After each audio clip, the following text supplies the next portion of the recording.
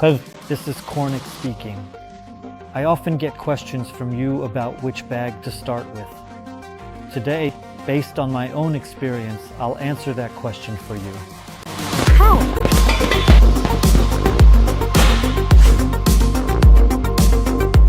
It all depends on what you want to use the bag for. If you want to do cardio workouts, the bag can be smaller and lighter, but if you want to focus more on combat sports, the bag should weigh around 40 to 50 kilos. Here we have the optimal version, a bag that's 1.5 meters tall and weighs 50 kilos. A very common mistake beginners make when buying a bag, and I made this mistake myself, is buying a bag that's as tall as you are. So if someone is 1.80 meters tall, they buy a bag that's at least 1.80 meters, forgetting that, first of all, the bag hangs above the ground, so you already have to subtract about 40 or 50 centimeters.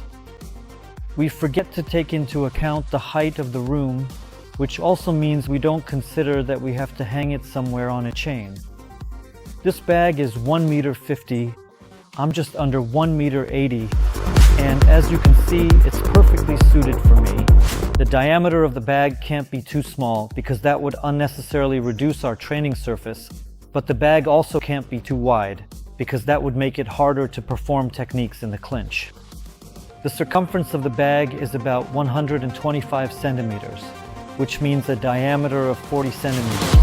This is really the optimal choice. Such heavy bags are used for punch strength training, so it's really great if, for example, we have one of these bags in the gym as a supplement to the other bags for technical training. Then, if we want to work on punch strength, we work exclusively on this bag. However, such a bag becomes not very challenging for us because it basically stays in one place, which means we can't practice distance or aiming at a moving target. 40-50 kilos is the optimal choice when it comes to bags for combat sports. Of course, there is a huge selection of bags on the market made from many different synthetic materials. The difference, of course, is in the price and in durability. Here we have a multi-layered claw. It's a material that's resistant to damage and abrasion.